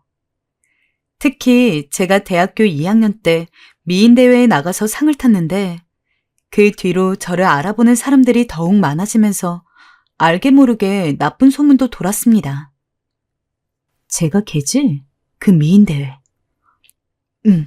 쟤 맞아. 진짜 얼굴은 엄청 이쁜데 어떻게 그런 짓을 하고 다니냐? 원래 이쁜 애들이 원래 더 그러잖아. 아무튼 제 인사는 받아주지 말자. 기억나는 것 하나가 제가 남자친구가 있으면서도 매주 다른 남자를 만나서 잠자리를 가진다. 혹은 일부러 돈 많은 남자만 골라서 만난 뒤 온갖 선물을 다 받아내고서 바로 차버린다는 거였습니다. 당연히 말도 안 되는 이야기였어요. 저는 애초에 연애 자체를 그리 많이 하지도 않았고 연애를 할 때 다른 남자를 만나는 일도 없었습니다. 괜한 오해도 사고 싶지 않아서 그냥 단순히 친구이기만 하더라도 일단 이성이라면 굳이 단둘이 만나려고 하거나 개인적인 연락을 하지도 않았어요. 저와 친한 친구들은 제 성격을 알고 있기에 그런 소문들에 대해서 같이 분노하고 화내주었지만 현실적으로 그런 친구들보다는 소문에 휩싸여서 색안경을 낀 채 저를 보는 사람들이 더욱 많았습니다. 나 진짜 학교 다니기 싫다. 윤영아, 너무 신경 쓰지 마. 너 모르는 사람들이 하는 말이잖아. 너무 힘들어. 다들 날 보는 시선이 공격적이고 편견만 가지고 보니까 조별 과제를 하려 해도 끼워주질 않아.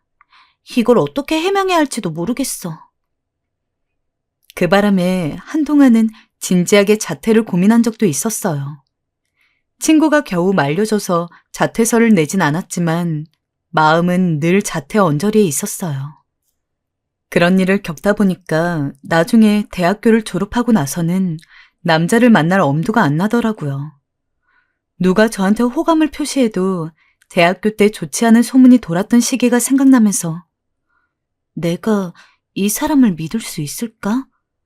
이 사람은 혹시나 나에 대한 그런 소문이 돌아도 전혀 믿지 않고 내 이야기를 들어줄 만한 사람일까?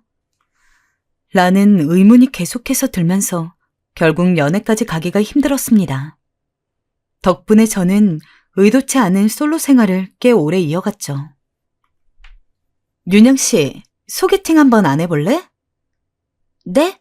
소개팅이요? 나 아는 사람인데 성격도 괜찮고 무엇보다 돈이 정말 많아. 내가 누구 소개시켜줄까 하다 윤영 씨 해주는 거야. 그러다가 정말 오랜만에 남자라도 한번 만나볼까라는 생각을 하게 된 게 직장 생활에서 알게 된 제 상사분이 제의한 소개팅 때문이었습니다. 그 전에도 소개팅 제의 정말 많이 들어왔어요. 하지만 한 번도 수락하지 않았습니다. 당시에는 대학교 때의 충격에서 벗어난 지가 얼마 되지도 않았어서 누구를 만난다는데 정말 큰 용기가 필요했어요. 그러나 대학을 졸업하고 1년, 2년, 사회생활을 하다 보니까 시간이 약이라고 그때 일도 이전보다는 훨씬 더 희미해졌죠. 그러던 중에 저를 굉장히 아껴주시던 상사분이 소개팅 이야기를 꺼낸 거였습니다. 당시 저는 29살이었어요. 대학교 2학년, 즉 21살 이후로 변변찮은 연애를 해본 적이 없었기에 지금 정도면 누군가를 만나도 괜찮겠다 싶었죠.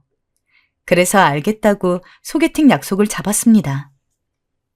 윤영 씨, 듣던 대로 정말 아름다우시네요. 저는 김지훈이라 합니다. 아, 네. 안녕하세요. 소개팅 하기 전에 상사로부터 대충 남자가 어떤 사람인지에 대한 정보는 알고 있었습니다. 집안도 엄청 잘 살고 본인도 사업가라서 현재 100억 원대에 달하는 재산을 가지고 있는 재력가라고 했죠. 솔직히 처음에는 상사분이 그냥 조금 오버를 보태는 거라고 생각을 했습니다. 근데 막상 만나보니 왜 100억 원대 재력가라고 했는지 알겠더라고요. 정말 머리부터 발끝까지 명품이 아닌 게 없었습니다. 게다가 몰고 다니는 차만 해도 거의 수억 원대에 호가하는 스포츠카였죠. 심지어 대화를 하다 알게 된 건데 그런 차가 한두 대가 아니라고 했습니다. 돈이 많아도 너무 많다 보니까 오히려 부담스럽더라고요. 만약에 그냥 적당히 전문직이고 어느 정도 잘 사는 수준에 속했다면 저도 속된 말로 땡 잡았다고 생각했을 겁니다. 근데 자산만 100억 원이 넘는 사람은 솔직히 저 같은 일반인이랑은 급자차가 틀리지 않습니까? 오늘 만나서 정말 반가웠어요. 다음에 한 번 더 만나주실 수 있겠습니까? 죄송해요. 저한테 지훈 씨는 너무 과분한 사람인 것 같아요. 지훈 씨라면 분명 더 현명하고 좋은 여자 만나실 수 있을 거예요. 그래서 남자의 애프터 신청도 정중하게 거절을 했습니다. 하지만 남자는 제가 마음에 들었는지 그렇게 헤어지고 나서도 꾸준히 연락을 하며 부담 갖지 않아도 되니 한 번만 더 만났으면 좋겠다. 이대로 연락을 끊기에는 너무 아쉬울 것 같으니 한 번만 더 생각해달라 등등 저에게 만남을 애걸복걸했습니다. 누구한테 매달리기는커녕 자신한테 매달리는 여자들이 수십 명은 있을 것 같은 사람이 저한테 그렇게까지 이야기하니까 내심 기분은 나쁘지가 않더군요. 하지만 진짜로 또 한 번 만남을 가지는 것은 별개였기에 한 달 정도는 그냥 전화나 문자로 연락을 하면서 고민만 해봤습니다. 그러나 남자의 마음이 전혀 변하지 않길래 그래, 한 번만 더 만나보자 하고서 데이트 날짜를 잡았죠. 윤영 씨, 이거 저 만나주셔서 주는 선물이니까 너무 부담 갖지 말고 받아주세요. 이거 명품백 아니에요? 너무 비싼 선물인 것 같은데요. 죄송해요. 받기엔 좀 부담스러운 액수의 선물이에요. 남자는 저를 꼬시기 위해서 선물 공세를 하기로 마음을 먹은 것 같았습니다. 글쎄, 두 번째 데이트 때 무려 500만 원이 넘는 명품 가방을 들고 왔더라고요. 당연히 안 받는다고 했습니다. 근데 어떻게든 쥐어주는 통에 하는 수 없이 받았는데 그날 가방뿐만 아니라 호텔 레스토랑에서 점심과 저녁 식사를 하고 자기가 개인적으로 가지고 있는 별장이 있다면서 그 별장까지 드라이브를 가기도 했습니다. 많이는 아니더라도 지금껏 연애를 몇 번 해왔지만 늘 저랑 비슷한 환경에 있는 비슷한 또래의 남자들만 만나왔던지라 그렇게까지 극진히 대접받는 데이트를 해본 적이 없었는데 돈이 많은 연상의 남자로부터 이런 식으로 금전적으로 하나 걱정될 거 없는 데이트를 즐기다 보니까 이래서 사람들이 돈 많은 남자 찾는구나 싶더라고요. 데이트를 마음먹은 것은 첫 번째가 어려웠지 두 번째는 그렇게 어렵지 않았습니다. 제가 속물이기도 했고 그렇게 큰 돈을 써가면서 저한테 애정을 갈구하는 남자도 마음에 들었어서 두 번째 만남 이후로는 남자의 데이트 신청을 거부하지 않고 받아들였습니다. 만약에 제가 조금만 더 개방적인 사고방식을 가지고 있었다면 남자는 아마 기꺼이 저를 데리고 해외여행이라도 다녀왔을 거예요. 당시 남자와 연애하면서 받았던 선물만 해도 억 단위는 우스울 정도였으니까요. 게다가 남자가 준 선물에는 명품만 있는 게 아니었어요.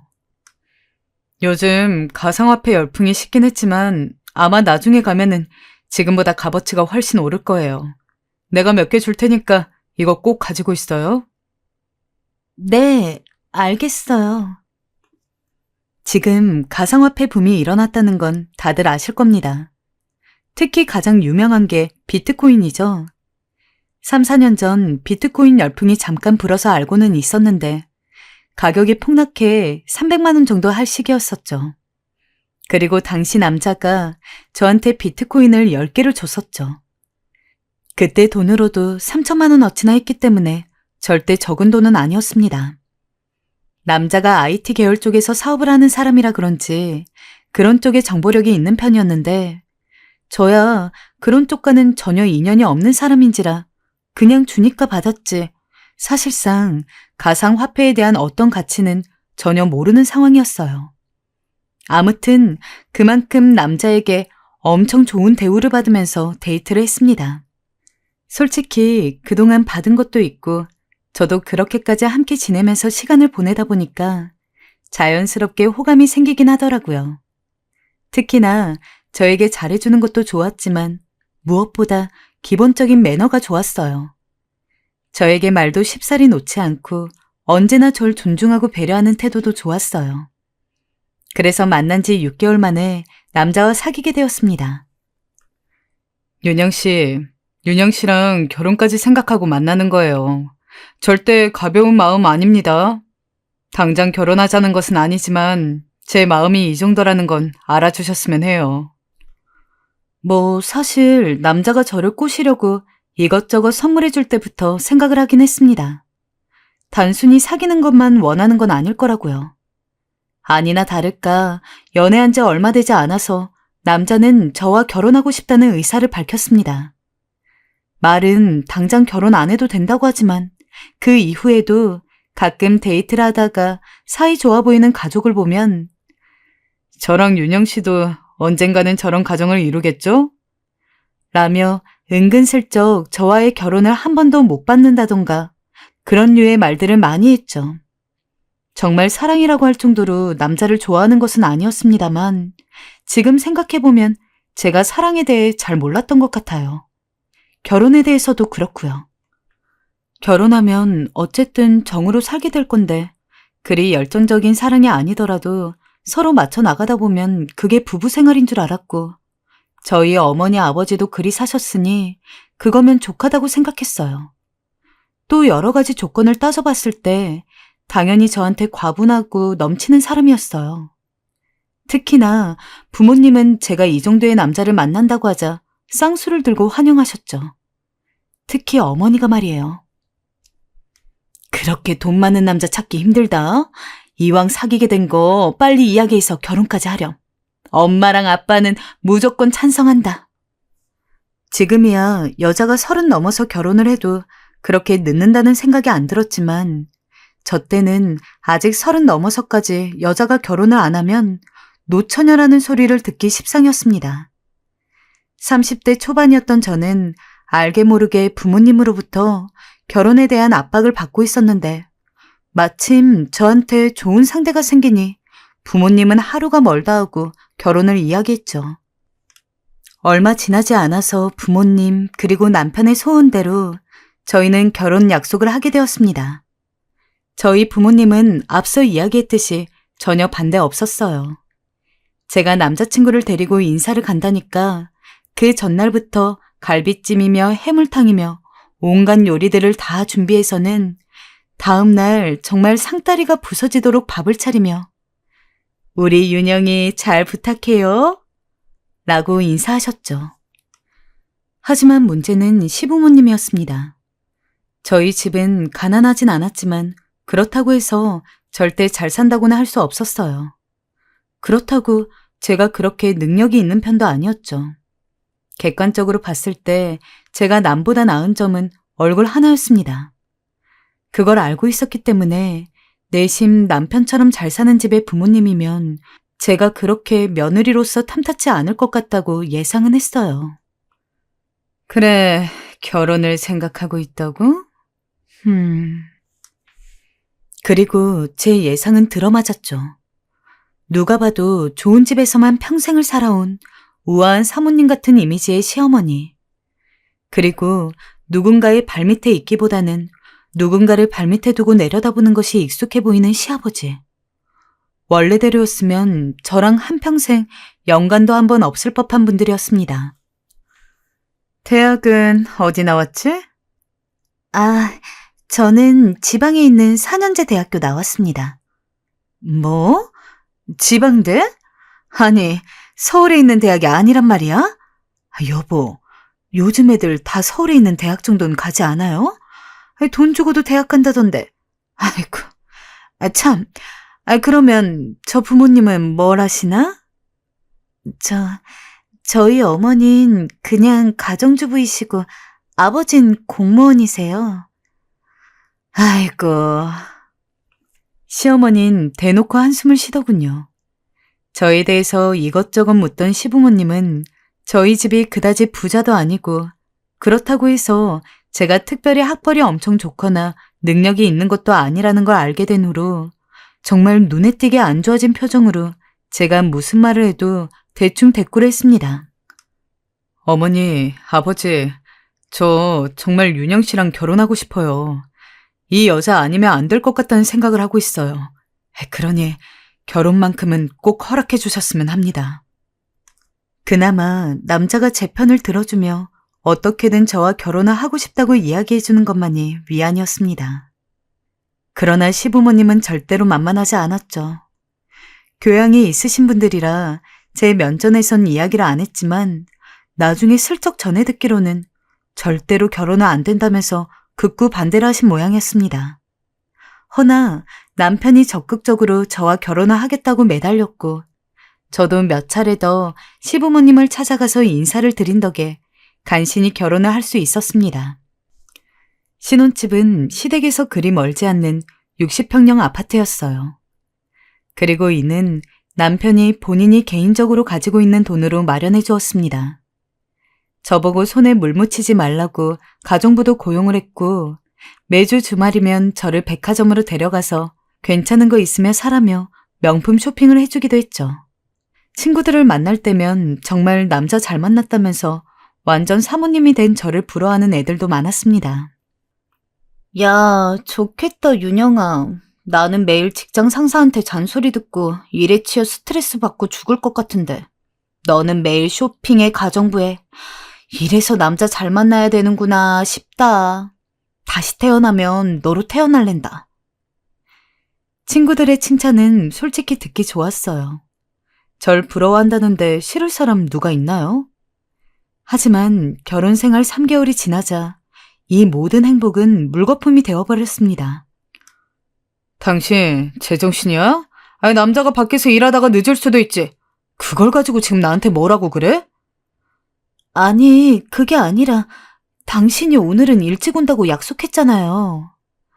그러니까 내 말이 그 말이야. 당신처럼 집에 있는 사람이랑 밖에서 일하는 사람이 어디 같은 처지야?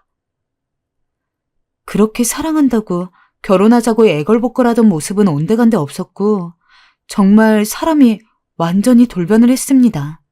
순간 얼굴만 같은 다른 사람일 거란 착각이 들 정도로요. 진짜 매일같이 욕을 안 들은 날이 없었습니다.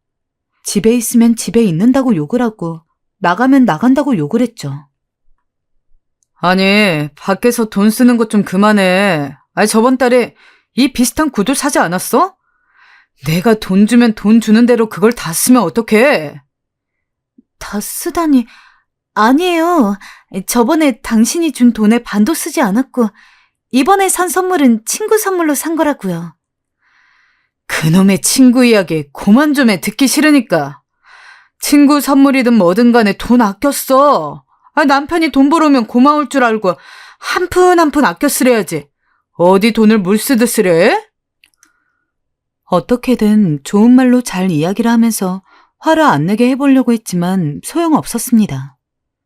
심지어 술을 마시고 온 것도 아닌 제정신인 상황에서 저한테 온갖 욕설을 퍼붓는데 진짜 정신적으로 너무 힘들더라고요. 매주 있던 명품 쇼핑은 당연히 사라진 지 오래였습니다. 하지만 그깟 명품 안 받아도 되니까 가능하다면 제발 남편이 이전처럼 돌아오기를 바랬어요. 그러나 돌아오기는커녕 상황은 더욱더 심각해졌죠. 그러던 어느 날이었어요. 이날은 너무나 충격적이라 지금 쓰면서도 제정신을 붙잡기가 힘이 드는데요. 어느 날은 가정부 아주머니가 늦게 오신 날이어서 먼저 장을 보고 집으로 오는 길이었습니다. 근데 집에 돌아가니 제 것이 아닌 여자 구두가 신발장에 널브러져 있더군요. 무슨 일인가 싶어서 들어가 보니까 어떤 여자가 저와 남편이 사용하는 침실에 떡하니 누워 있었습니다. 그걸 보고 얼마나 기함을 했는지. 누구세요? 아, 저 지훈 오빠 여자친구인데. 아내분이시구나? 듣던 대로 미인이시네요. 피곤해서 잠깐 누웠어요. 걱정 마세요. 이제 나갈 거예요. 아, 근데 언니, 저 화장대 좀 써도 되죠? 나가야 하는데 거울이 없어서요. 이보세요. 여자친구요? 모르셨어요? 오빠가 말했다고 하던데. 아무튼 저 잠깐 쉬러 온 거니까 화장대만 쓰고 나갈게요. 편하게 있으세요. 그야말로 할 말을 잃었어요. 이 인간이 미쳤구나 하는 생각밖에 들지 않았고 저는 곧바로 남편에게 당장 들어오라 한 뒤 따졌습니다. 여보, 어떻게 여자를 집으로 데려올 수가 있어? 도대체 왜 이렇게 변했어? 내가 당신한테 뭐 잘못한 거 있어? 지금껏 당신 비위 다 맞춰주면서 살았잖아. 근데 하다 못해 이제 불륜녀까지 데려와? 당신 내가 우습게 보이니? 화를 안 내고 싶어도 안 낼 수가 없었습니다. 당연히 모두가 제 마음을 이해하실 거라고 생각합니다. 하지만 남편은 오히려 그런 걸로 화를 내는 제가 이상하다면서 당신이 지금 누구 돈으로 여기 사는 거야? 그리고 남자가 큰일 하다 보면 여자 몇 명 만날 수도 있지. 그런 거 생각도 안 하고 나랑 결혼했어? 라며 도리어 적반하장으로 굴었습니다. 저는 남편에게 인간 그 이하였을 겁니다. 만약에 남편이 저를 본인과 똑같은 동등한 인간이라고 생각했으면 그렇게까지 막 나가진 않았을 거예요. 게다가 그런 주제에 남이 하면 불륜이고 내가 하면 로맨스라고 친구들 중에서 당연히 같은 여자가 아닌 이성 친구도 있었는데 이성 친구나 한번 만나면 남편은 득달같이 저한테 와서는 당신 지금 바람 피는 거지? 저 새끼랑 뭐라도 한 거 아니야? 나 없을 때 저 새끼 집으로 데려온 적 있어? 없어? 라며 저를 달달 볶았습니다. 그리고 그런 모습을 한번 보인 뒤로는 제 핸드폰으로 전화 하나만 와도 저 대신 낚아채서 전화를 받고는 그 대상이 제 친구인지 확인하고 그러더라고요. 남편 때문에 저는 핸드폰 잠금을 걸어두지 못했습니다. 제가 비밀번호라도 걸어두면 당신 또 어떤 놈이랑 바람 피우려고 그러는 거지? 내가 그거 모를 것 같아? 진짜 의처증 말기 환자처럼 구는데 제가 그걸 이길 재간이 없었습니다. 정말 대단스러웠습니다. 아무리 조건 좋고 서로 이득일 것 같아 결혼했지만 이건 아니다 싶었어요. 여보, 우리 이혼하자. 아무래도 당신이랑 더는 살 수 없어. 이혼? 무슨 소리야. 이혼은 싫어 안 돼. 내가 하자면 하는 거지. 결혼은 두 사람이 하는 거야. 한 사람이 하는 게 아니고. 난 못 버텨. 이대로는 못 살아. 부모님께도 오늘 말씀드릴 거야. 당연히 저도 그런 남자랑 더 살 수가 없었습니다. 그래서 이혼을 하자고 먼저 이야기했죠. 근데 그렇게 저랑 사는 게 싫다는 것처럼 굴면서도 이혼은 절대 안 해주더라고요. 이혼 얘기만 꺼내면 오히려 자기가 더 나서서 화를 내거나 아예 들은 척도 안 하고 저랑 얘기를 하려고 하질 않았어요. 그리고 이혼하자는 얘기를 한 몇 달간은 너무도 잘해주더군요. 당신 이거 갖고 싶다 했지? 내가 오다가 백화점에서 사왔어. 얼른 입어봐. 당신, 나 돈 쓰는 거 싫어하잖아. 왜 내 거 사왔어? 당신 거나 사오지. 무슨 소리야. 난 당신이 예쁘게 하고 다니는 게 좋아. 얼른 입어봐. 그리고 이번 주에 친구들 만난다고 했지? 좋은 호텔도 가고 맛있는 것도 먹어. 내가 호텔이랑 뷔페 예약해둘게. 알겠지? 돈 생각하지 말고 펑펑 쓰다 와. 저는 남편의 이런 행각을 보면서 우스워 죽는 줄 알았습니다. 어떻게든 절 붙잡겠다고 갖은 아양을 떠는 꼴이란 참 카메라로 찍어뒀어야 하는데 말이죠. 지금도 그게 여한입니다. 그럼에도 불구하고 제 마음은 당연히 변할 리 없었고 제가 안 되겠다고 이혼하자 하면 남편은 여기서 한 발 더 나아가 저희 부모님에게로 달려가 잘해주기 시작했습니다. 저희 엄마가 좋아하는 명품백부터 시작해서 집안의 가전제품들을 다 바꿔주질 않나. 저희 아빠 골프 레슨을 등록해주질 않나. 부모님은 남편이 이러면 속사정도 모르고 장서방이 잘해줘 좋다며 웃음꽃을 피우셨습니다. 딸내미 속은 검게 타들어가고 있는데 말이죠.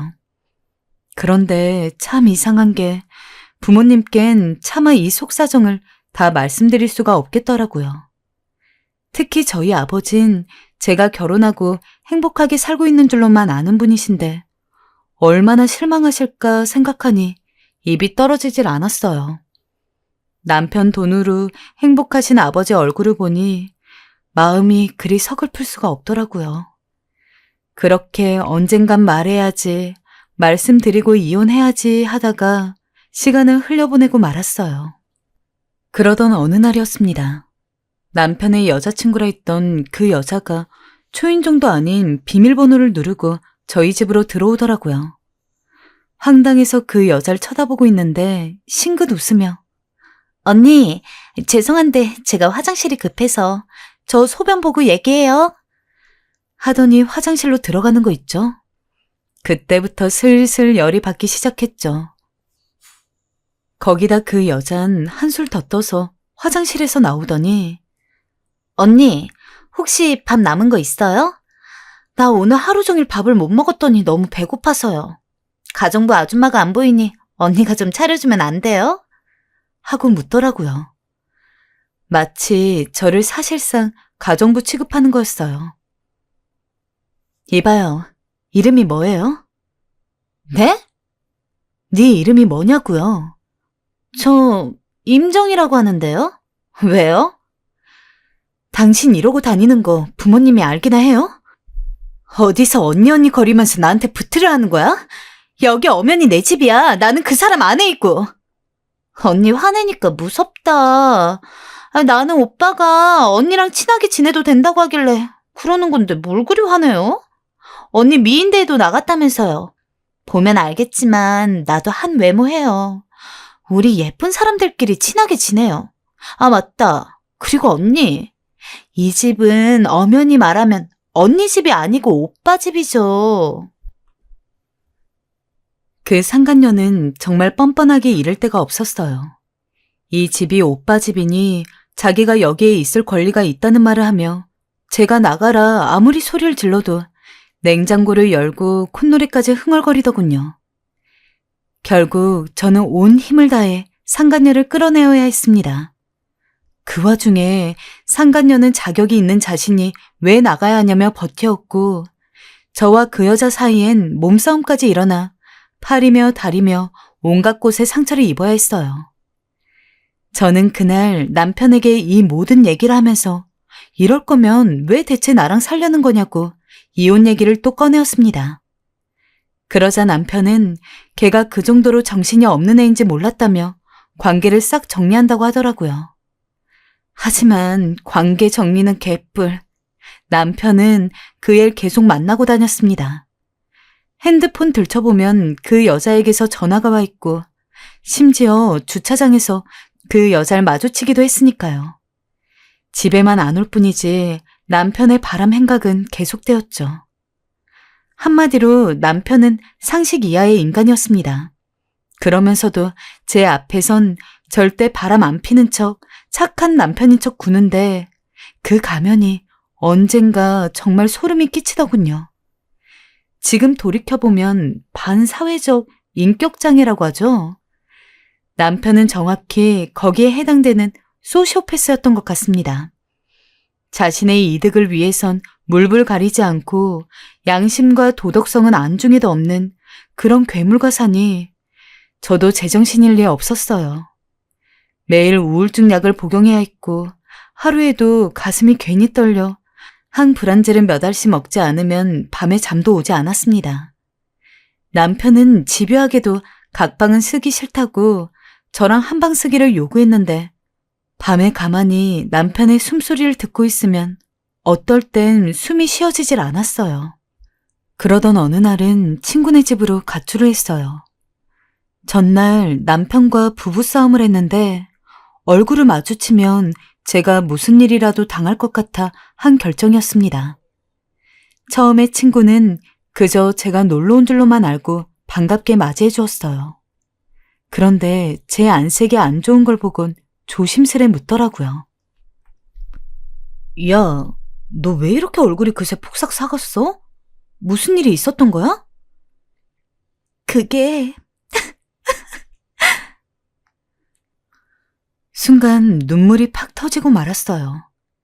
당시에 알고 지내던 친구들 중에서는 유일하게 제 속 얘기까지 다 할 수 있는 친구였기에 남편과 결혼하고 딱 2달 지나서 갑자기 사람이 완전 바뀐 것처럼 굴더라. 지금은 이혼을 해달라고 해도 해주질 않아서 너무 힘들어가지고 도망 온 거라고 전부 이야기를 했습니다. 뭐? 아니, 언제부터 그런 일을 당하고 혼자 끙끙 앓고 있었던 거야? 어떡하면 좋아, 우리 윤영이. 이혼하고 싶은데 엄마 아빠한테 말도 못하고 바보처럼 이러고 있다. 내가 정말 등신 같아. 왜 이러고 사는 건지. 친구에게 말하면서도 제 신세가 비참해서 눈물이 폭포수처럼 흘러내렸습니다. 친구는 당연히 놀라면서 저를 끌어안고 한참을 같이 울었고 제가 원할 때까지 여기서 살고 있어도 된다고 이야기를 해줬죠. 덕분에 며칠은 숨통이 트였습니다. 그 집이 아닌 다른 곳에 있다는 사실만으로도 심적으로 평안해지더라고요.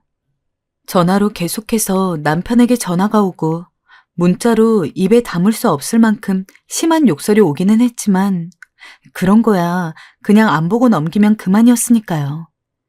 하지만 문제는 그게 아니었습니다. 윤영아, 강서방이 어제 우리 집으로 왔는데 제가 연락을 안 받자 남편은 저희 친정댁으로 간 모양입니다. 차라리 그냥 단순히 가서 저를 찾았으면 모르겠습니다.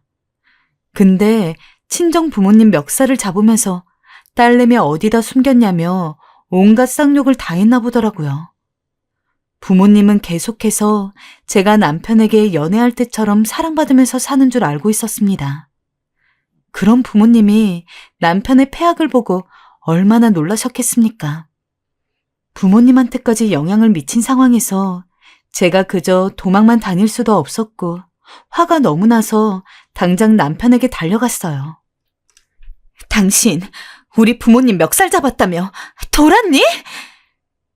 저는 남편의 뺨을 바로 날려버렸습니다. 이젠 참을 수가 없었어요. 저도 그간 감정적으로 쌓여오기도 했고 속상해하신 부모님 목소리를 들으니 안에서부터 열이 올라왔습니다. 넌 나랑 이혼이야. 이제 끝이야. 그래, 조건 좋지. 근데 넌 사람이 안 됐어. 사람 아닌 놈이랑 더 이상 못 살아. 사람으로서 할 짓이 있고 안 할 짓이 있지. 당신 장모 장인어른 되는 사람 멱살을 붙잡아? 날 만만히 대하는 건 그렇다 쳐도 우리 부모님까지 그렇게 대하는 건 절대 용서 못해. 이 기집애가 미쳤나? 얼굴 반반해서 여태껏 끼고 살아준 게 누군데 사람이 안 됐다고? 네가 뭔데 감히 그런 식으로 말해? 지방대 졸업에 변변찮은 회사 다니면서 나 같은 사람이랑 결혼했으면 감지덕지지. 네가 나 아니면 누구랑 결혼했을 것 같냐? 이런 집에서 살 수 있었을 것 같고? 호화로운 집? 가정부? 카드? 다 필요 없고 반지하에서 살더라도 당신이랑 살지만 않았으면 행복했을 거다. 너 같은 쓰레기는 재활용도 안 돼. 그러니 이제 제발 내 인생에서 꺼져줘라. 그 불륜녀랑 지지고 볶고 살든 그건 네 마음대로 하시고. 뭐라고? 이게 너 어디 다시 말해봐. 다시 말해보라고. 제가 심하게 나가자 급기야 남편은 제 멱살도 붙잡더라고요. 전 바둥거리다가 바로 남편을 밀쳐내고 변호사 선임까지 알아봐 놓았다며 이혼 소송까지 갈 거라고 말했습니다. 제가 그렇게까지 강경하게 나가니까 그때서야 남편은 그러면 이혼을 해주겠다며 대신 자기한테 위자료 한 푼도 안 받는 조건을 내걸었습니다. 이렇게 엉망진창이 된 상태에서 제가 위자료를 받고 말고가 중요한 게 아니었지만 저는 싫었습니다. 어떻게든 이 사람 바람핀 거 모조리 소송 걸어서 돈 받아내야 마음이 편할 것 같았어요. 그래서 그때부터 저는 시작했습니다. 사실 그간 가만히 바보처럼 있었던 게 아니었어요.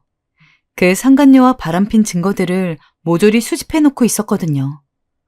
둘이 호텔 들어간 내역부터 시작해서 온갖 걸 다 긁어 모으고 있었으니 이 정도면 그 인간도 빠져나갈 구멍이 없었습니다.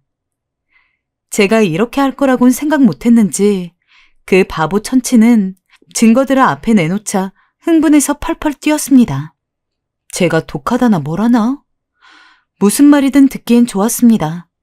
어쨌든 결과는 제 승리였고 그 사람은 저에게 많은 돈을 주어야 했으니까요. 저는 이혼 소송으로 위자료를 받은 후 제 삶으로 돌아올 수 있었어요. 이혼하고 정말 자유롭게 놀러 다녔습니다. 남편이 그렇게 학을 떼던 친구들과도 만나서 술도 마시고 밤늦게 들어오고 결혼을 하게 될 때만 해도 그런 생활이 그리워질 거라고는 전혀 생각도 못했었는데 진짜 이렇게 될 줄 알았으면 아마 죽어도 결혼 안 했을 거예요. 누구라도 마찬가지겠지만요. 게다가 그렇게 이혼을 하고 1년이 되었을 무렵 놀라운 소식이 있었습니다. 남편과 사귈 당시 이래저래 남편 인맥이랑 친해진 적이 좀 있었는데 나중에 남편에 대한 이야기가 들려와서 보니까 남편이 친구들과 놀러 갔다가 거기서 차 사고로 반신불수가 되었다고 하더군요. 놀라기도 했지만 어쩌면 하늘의 벌을 이제야 받았다는 생각이 먼저 들었습니다. 한마디로 인과응보였죠. 솔직히 이혼하고서도 이 사람이 날 해코지하면 어쩌나 걱정하곤 했는데 이제야 정말 완벽히 남편으로부터 벗어났다는 생각에 행복하기까지 했습니다. 그게 다가 아니었습니다. 그동안 제가 남편한테 시달림당한 보상이라도 오는 건지 남편이 죽고 나서 우연히 뉴스에서 비트코인과 관련된 이야기가 나왔습니다. 그때 문득 남편과 연애 당시에 제가 받았던 10개의 비트코인 생각이 나더라고요. 실제로는 위자료 하나 안 받고 이혼했지만 그 비트코인이 받을 당시 가격만 된다고 해도 나름대로 위자료의 역할을 하고도 남지 않을까 싶어서 남편이 비트코인을 사서 넣어준 거래소에 로그인을 해서 들어갔습니다. 거기서 가격을 보는데 정말 너무 놀라서 나자빠질 뻔했어요. 분명 남편한테 받았을 당시만 해도 개당 300만 원, 총 3천만 원에 불과했는데 제가 봤을 당시에는 총 값어치가 7억이 되어 있었습니다. 여러분들이라면 상상을 하셨겠습니까? 3천만 원이 7억 원이 돼 있을 줄은 믿기지가 않아서 뺨도 때리고 혹시나 오류일까봐 수십 번 새로 고침도 했습니다. 하지만 눈앞에 7억이란 숫자는 변하지 않았죠. 부끄러운 이야기지만 그날 집에서 춤추면서 밤새 강아지처럼 뛰어다녔습니다.